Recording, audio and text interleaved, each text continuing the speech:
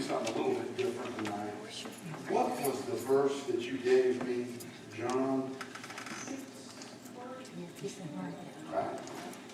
Take your Bibles if you got them with you and go to John, the book of John. Now, not 1, 2, and 3, but the book of John, chapter 6. Okay? And I'm doing this a little bit different than we normally do because Miss Beverly had a question and asked the Northtown preacher here to look this up. And he got busy with everything else and didn't do it. So I apologize to him. And let's see here. In verse 42, and it says this, and they said, is not this Jesus, the son of Joseph, whose father and mother we know? How is it then that he saith, I came down from heaven? And Miss Beverly's question was, because the Bible is pretty silent on what happened to Joseph. And I told her, I said, you know, I really believe that Joseph died fairly early on. Okay? Because here's the deal. Humans only know, just like in this verse, what they can see, feel, taste, and touch. And so I believe God moved him out of the way early on so that there would not be a competition. You know what I'm saying? Between his heavenly father and his earthly father. Right? Now, having made that statement, Miss Beverly, the Bible scholar, brought verse 42 to me and said, well, what about this? Okay? Well, let's read this thing again. Verse 42, chapter 6.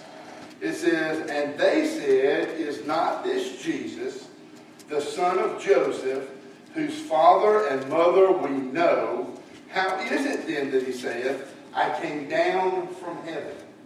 Okay? 6:42. All right? No, it's the Okay. present tense. Okay. Anybody want to elaborate on that or what they think? Because I will be absolutely honest with you, at this point it's all speculation. Because the Bible is very silent on it. I think they're just making the assumption due to the fact that Mary being, the mother, that they know that that's Joseph's father. I mean, you know what I'm saying? Whether Okay, very well could present be. or past. I mean, it could be that they were prominent in that community because, you know, he had a business. You know, he was a carpenter. So could it be that maybe that's what they're referring to? Now, you know, Ms. Beverly's contention is that, you know, the word know right there is in the present imperative tense, which means that it's active. It ain't like we knew him or we knew them. Now, there may be a reason for that, and here's the reason. It may be the fact that, guess what? Mary is still alive, and they wouldn't speak of Mary in the past tense. And because they most oftentimes spoke of the husband and wife together, maybe that's why they did it. Again, it's all speculation. Maybe. All right? But I know this, or at least I believe this, except for this verse right here, you don't hear any more references about Joseph. You know what I'm saying? Now, is that because God took him home? I don't know.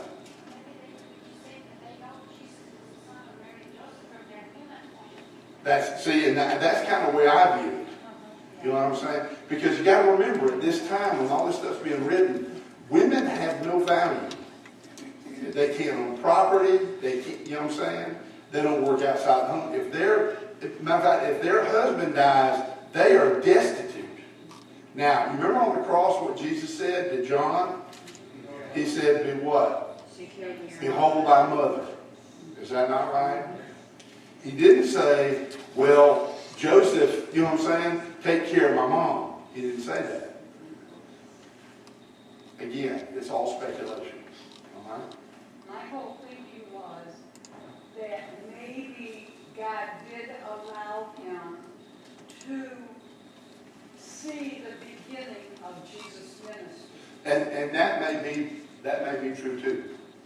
That may be true too. And here's the reason why I would say that. Or you might think that, let's put it that way. Because really, in the Jewish custom, at 12, the boy becomes the man. But they don't just turn everything over to him. Do you understand what I'm saying? So maybe God allowed him to live up to the beginning of his mission. Because here's the deal. Up until that time, he said nothing spectacular one way or another. Matter of fact, actually, the most that we read about his early childhood is, remember when he was in the temple? And he was reasoning with the priests, and they were saying, where did this guy come from? So, it may be one of those things that God allowed him to go that far. I don't know. I can't definitively say. We can speculate all night long. Right? Now, did that not answer your question? Did you see me dance around that?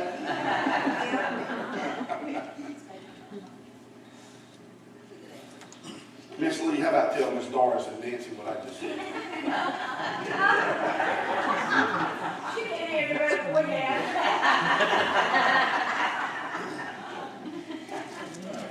All right, now, y'all in church. You know we're supposed to be having fun here. What's wrong with y'all? All right? So, underline that verse and go on and pray on it. That's what I'd encourage you to do, to read it. It's fascinating that people think enough of the Word of God to ask those questions that they're drilling down. You know what I'm saying? And that really is the greatest compliment you can have, is that people say, I read this. What do you think? That's super duper. So keep up the good work, bro. You need to move down here. Bring on them fans and all the towels and everything. Just move on down here. You know what I'm saying? So if you've got your Bibles, go with me now back to the book of Exodus. The book of Exodus, chapter 20. Exodus, chapter 20. Tell you a little story while you're going there. I want to say it was Sunday night. Was it Sunday night when it was kind of drizzling rain? Yeah. Well, when I get out of the car, you know what I'm saying? Most of what I take out of the car, I will sit and reach up on the roof. You know what I'm saying? And then I get out of the car, get my hat, whatever, you know what I'm saying? Well, it just so happened that I had my tablet. And I laid that thing up on the roof, and I thought, oh, man, I came out Monday morning, and it was laying on the roof of the car. And I said, this dude's toast.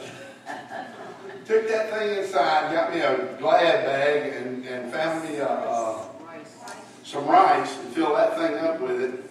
I don't know why Mary wouldn't want to eat the rice after that thing got done. Anyway, I would have ate it. I would have no problem in the world with it. She said, your hands have been all over that. And I said, yeah, they'll be all over that rice going down my throat. But anyway, the rice worked. So I fired it up this afternoon, and it seems to be working. I might quit before this is over with, but if it does, it does. So anyway, I figured I'd have a little fun with y'all, because it's always fun when we get together, amen? So does anybody remember what we were talking about last week? Yeah. What were we talking about, Gail? Ten Commandments, okay? Number 9. Miss Barbara? We were talking about why they were written. Okay. Why the Ten Commandments were written. Very good. All right. So tonight, the first part of tonight is a little bit of a review. Anybody remember the first reason why the commandments were written? Right. It showed the difference between mankind, right, and God. There we go. All right. Or God's glory and man's commonness. Okay, or sin. All right. Anybody remember what number 2 was? Mediator. Miss Barbara got that one. Okay. Anybody remember what the next one was? It was a test. That's exactly right. You see, remember they said, we'll follow you anywhere. Kind of like Peter said, I'll cut off somebody's ear if you get a chance. Until he got right down to where the road meets the road, what happened? Peter. All right. Anybody remember what number 4 was? God reveals himself. Okay? All right. Anybody know what number 5 is? Do what now?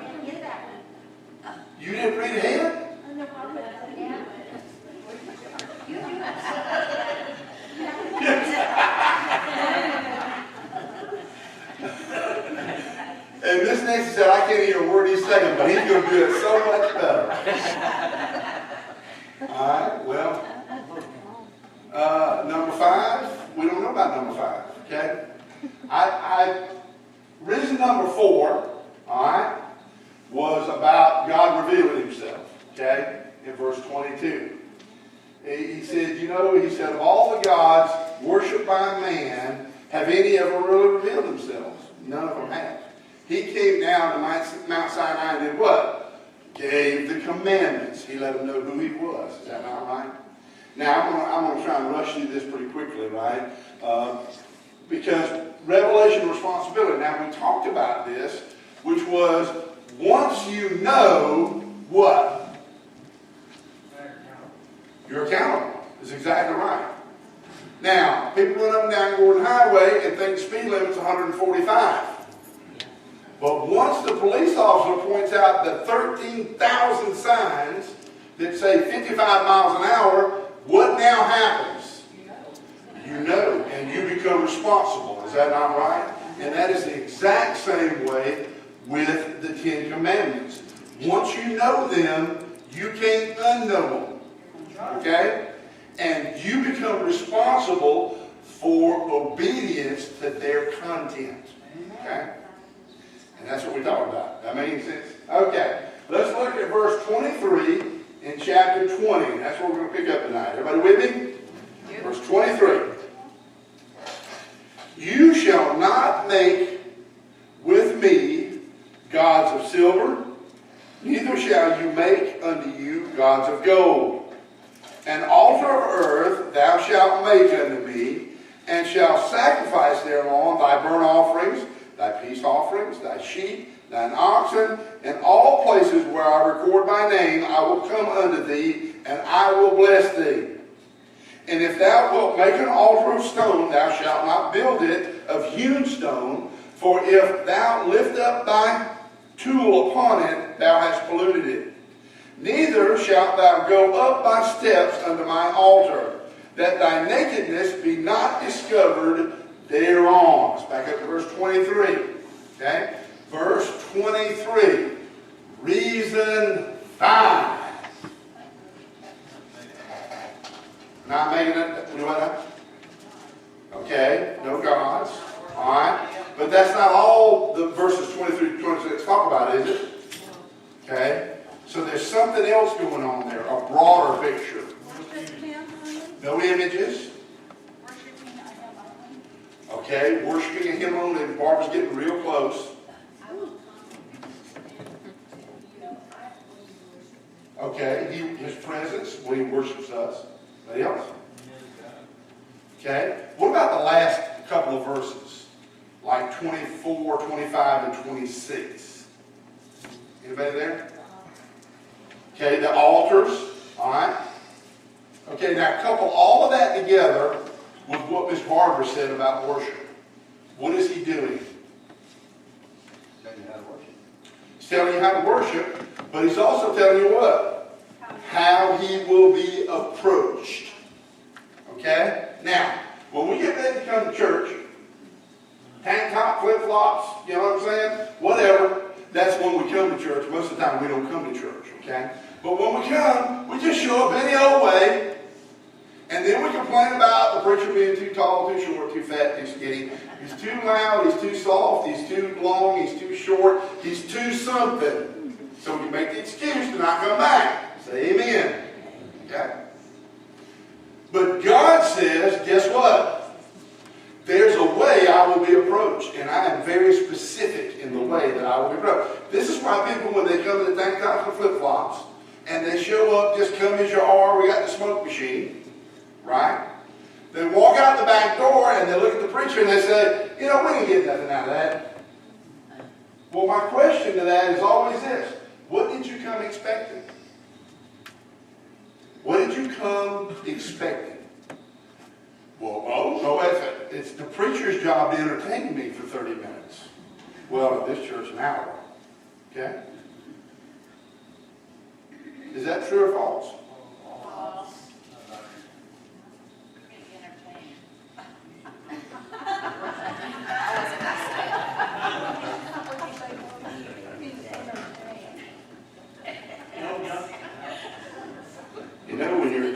with that.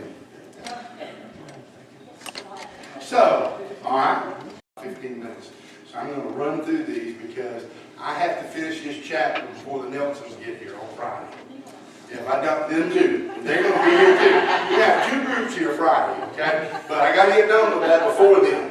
All right? So, all right.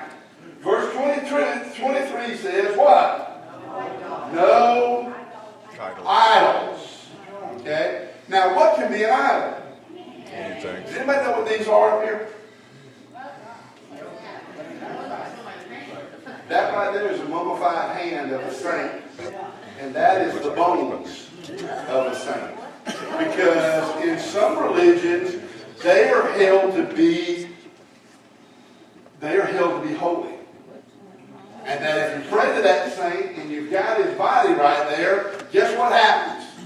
You somehow or another have a greater access because you have his body. I mean, actually, in the Middle Ages, in the early Catholic Church in Europe, you could not have a church or a parish without a relic. You had to have some kind of relic, the finger off of somebody or a bone or something. And some of these churches have the saint sitting there. That's exactly right. It could be their body, you know what I'm saying, or mummified remains. If you go to the Eastern Orthodox or Greek Orthodox Church, you find a thing called religious icons. And they are pictures of the Madonna. They're pictures of Jesus. You'll notice they all kind of seem to have the little halo around their head, see? And they actually had shrines to these pictures. Now let me ask you a question. Is that an idol? That sounds like it, don't it? Okay. Deuteronomy 11:16 says, "Take heed to yourselves that your heart be not deceived, and you turn aside and serve other gods and worship them." Now, I want to back up to this because somebody's going to say, "I wouldn't worship a rock, a stick, or a tree." Okay? But I want you to notice one key word in here that if you're not careful, you miss it, right? That your heart be not what? Deceived. Can your heart be deceived by something to make it an idol? Don't believe it? Go right out there to the jailhouse and see how many folks are sitting out there for stuff that they stuck up their nose. Does that become an idol? How do we know that? When it becomes first, okay? So let's don't pick on those guys because they're not here to defend themselves. How about us? How about when going to the ball games more important than coming to church?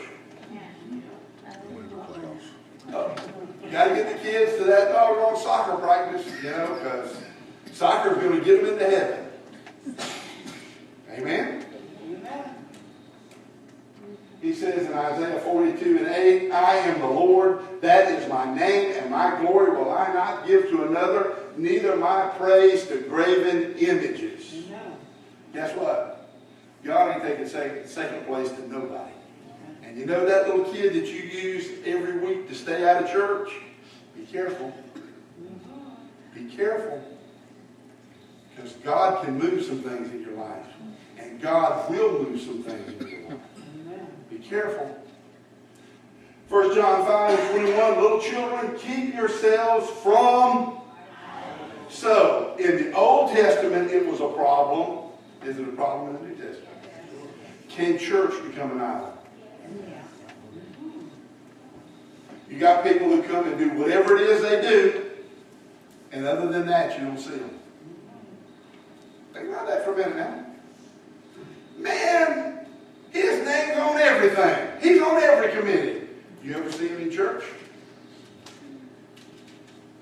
Think about this for a minute now. Think about this. Can church become an idol? Amen. All right. You don't quit preaching anymore. I gotta find out where I'm at with this. Well, I think church is better idol than something that's going to do. Think so too. But is it any the less dangerous? It actually may be more. And here's the reason why. Because the guy putting the stuff up his nose and knows it's an idol. The person sitting on the pew that comes and does whatever they're supposed to do thinks they're all right, when in reality what? Maybe not so much. See? That's why you have to be real careful with children. Because if you're not real careful, you'll give them a sense of false security. Oh, you're going to be all right. Yeah, you know, if the Lord's speaking to their heart, you might want to sit down and talk to them about the Bible. Might want to sit down and talk to them about their salvation. Because they may be absorbing a whole lot more than you are at church. Amen? Okay, let's press on. All right, look at verses 24 and 25. Everybody with me? Say amen. It says, an altar of earth shalt thou make unto me, and shalt sacrifice thereon. Verse 25, and if thou wilt make an altar of stone, thou shalt not build it of hewn stone, for if thou lift up thy feet or tool upon it, thou hast polluted it. Kind of crazy, isn't it? Think about it for a minute now. I mean, why dirt? That's what he created. Why no tools? It's everything that he created. Okay, he created. All right, Barbara's getting close again. She hits all around it. You know what it is? She's trying to get a get out of church free card for Sunday. I'm telling you exactly what she's trying to do. It's simple. It's a simple instruction. Because it's simple, okay?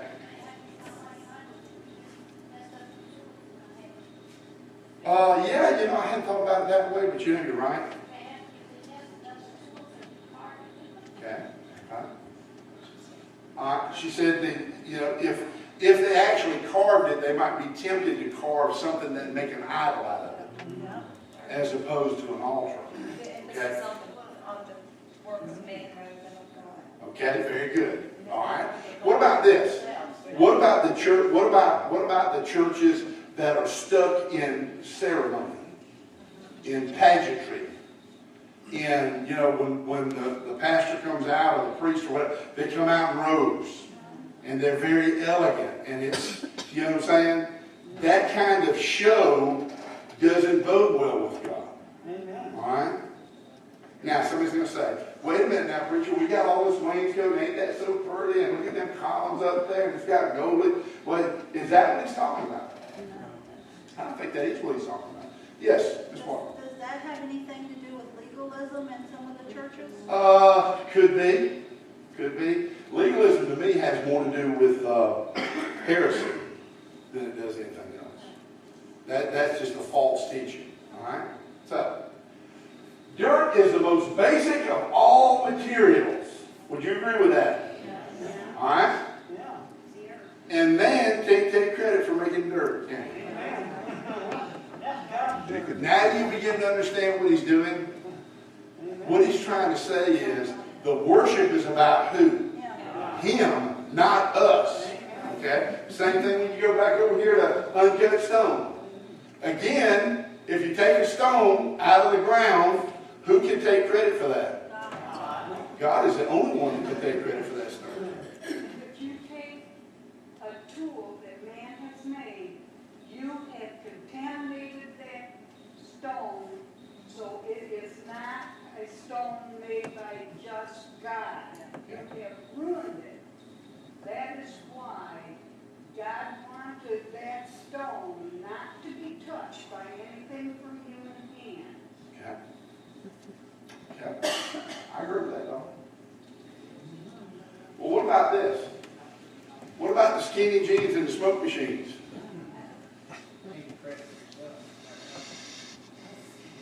Man comes in and does what? Look at me, see how important I am, and in reality, what? Well, they just got a fat preacher, can't get it skinny. Yes, ma'am, Ms. Parker. I just got a question about, she's talking about contamination of the stone and all. And then I was just thinking about all these churches that are so magnificent, right in today's time. Isn't that would apply to that in a way, wouldn't it? Well, and here's the deal. It goes back to lesson 1, which was what? No idols. Okay? And I asked you, can the church become an idol? And you said yes, which I agree with you. So can the building and the facilities now become an idol? That fits this.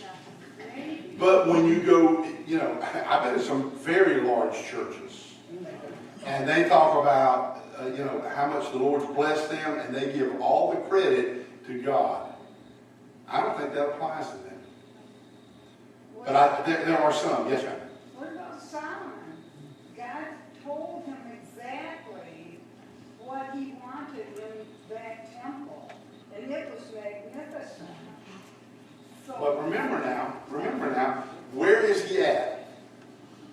He's in the wilderness, at a mountain, with 2 million plus people that for 400 years have been what? Slaves. Right? So what is he having to do? He's having to be as basic with them as he can be. Why? Because there's no need in talking to them about transubstantiation, because they're not going to get that. In fact, most people today don't catch that.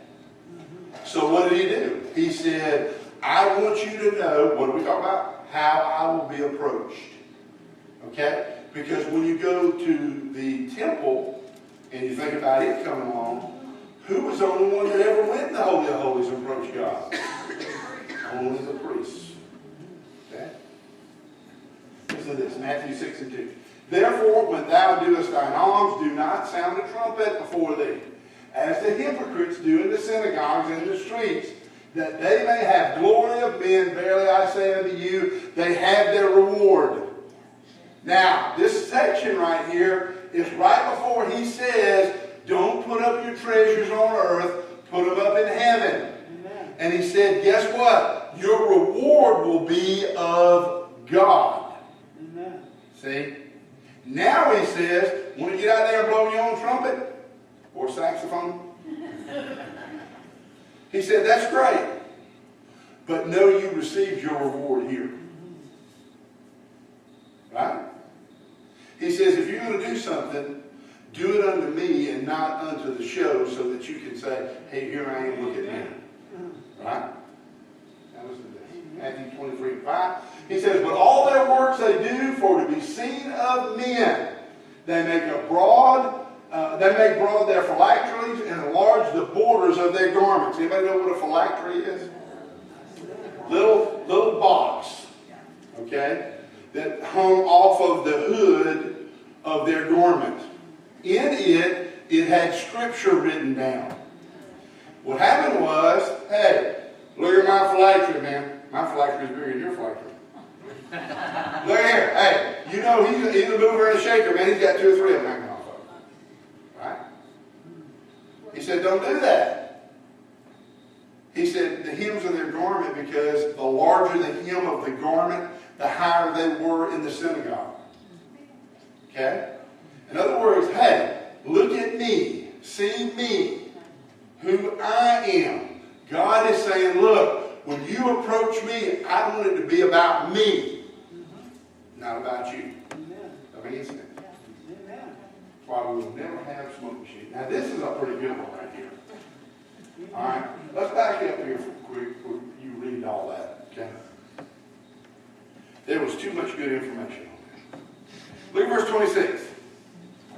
He says, neither shalt thou go up my steps unto mine altar, that thy nakedness be not discovered. Now what's he saying? You want to see up your dress? What's he saying? No what? No steps. I don't want you to have steps going up to my altar. Now that don't make no sense, does it? Well, think about it for a minute. If man is all high and lifted up at God's altar, what could somebody take the impression of? See, I'm as righteous as God is. Let me show you. I'm stepping on up here. Okay? What about this? Man cannot ascend to God. God has to descend down to man. Remember all that great Gnostic fixed thing? Revelation? Okay? Man cannot climb up and break through to heaven. He cannot enter the spiritual world. God has to enter the physical world. Man cannot climb man-made steps and reach God. The mediator of God has to stand before God for man. Does that make any sense? And the last slide. Okay? Think about this. No immoral or disrespectful behavior. Anybody know where I got that from? What did he say? Look at verse 26. Why would he say that? Because if I have a robe on, and you're sitting around the altar, and I'm going up a bunch of steps, guess what probably I ain't got on in BC Israel? He probably ain't got his Fruit of the Looms on. So what might happen? Might go commando. So God said, look, don't take the chance of disrespecting me by building a bunch of steps. This is real easy. Psalms 89 says, God is greatly to be feared in the assembly of the saints, and to be had in reverence of all them that are about him. 1 Timothy 3:15, but if I tarry long, that thou mayest know how thou oughtest to behave thyself in the house of God, which is the church of the living God, the pillar and the ground of truth. We went through that one Sunday night. So you mean that there's a way we should behave when we're in church? Now, some churches take this to the point and say, shh, don't say nothing. Man, I tell you what, if you feel that way, don't come here. Because I want you to talk to me. Because I'm going to talk to you.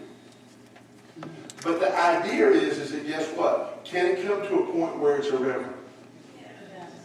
Can it come to the point where it disturbs the order of the service? It can. Okay? And we need to be careful of that. You know, we were in a church in Augusta, and it wasn't the best of neighborhoods, and man, a guy come tooling in there, and I know it was nothing but just zeal, but I mean, you know how I teach. I'm always asking you questions. He challenged me on everything I said. Now, you know, I finally had to tell him, I said, look, you and I will have a discussion after this is over. But you can't take these 60 or 70 people hostage, you know, and so you have to really be careful. Matter of fact, actually, the first church I pastored out of seminary, I had a young man who did surrender to preach come up to me and say, you know, he said, you don't realize how dangerous it is what you're doing. And I said, I don't understand. He said, what are you going to do if you get caught and don't have the answer? I'm going to tell him the same thing I tell everybody. I don't know. Or I could be a Scooby-Doo and go, I don't know. There's no danger or fear in saying, I don't know. Just like the verse that Miss Beverly brought to. I don't know. I can't give you a definitive. I can study it. I can try and figure out. I can tell you what people who are way, way smarter than I am had to say. But I may not know. Yes, I'm telling you. So it isn't dangerous to me. It doesn't take me aback. You know what I'm saying? But I don't like to find myself in a position where I can't answer your question. And that's not you, that's me. Okay? Because then I feel like I have it prepared. All right? So, any questions? Anybody remember the 3 lessons? How God will be approached. No idolatry. No fancy preaching. No steps. Keep it basic. There was when we were in, when I was in secular employment, we went to a technical class, and I remember what the guy at Mac School said, kiss it. I said, do what? I can't believe he said that. I said, you have to kiss it. I said, what's he talking about? He said, keep it simple, stupid. And you know, that's exactly what God's trying to tell us to do. Keep it simple, stupid. Just learn the basics and let God take care of the rest. Amen? Amen. That's all he's saying. Amen, brother. The 10 Commandments, this is probably one of the 7 or 8 greatest chapters in all of the Bible. You know what I'm saying? If you can understand chapter 20, grace, mercy, everything falls right into place. You begin to understand what the blueprint God was setting for all of society. So, we're going to stop right here. Any questions? Have I really confused you? Because I don't know what you're doing. I'm just so glad it's out of chapter 20. I don't know what you're doing. Okay. So we're going to stop here. Please be careful going home tonight. The roads are probably still damp. You know what I'm saying? Don't get out there and get hurt. Remember our prayer list.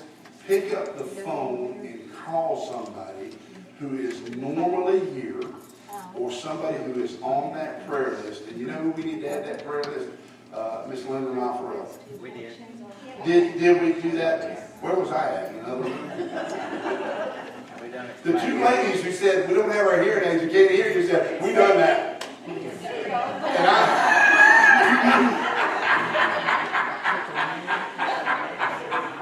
oh my goodness, see how dangerous it is? Anyway, please be careful going home. If I can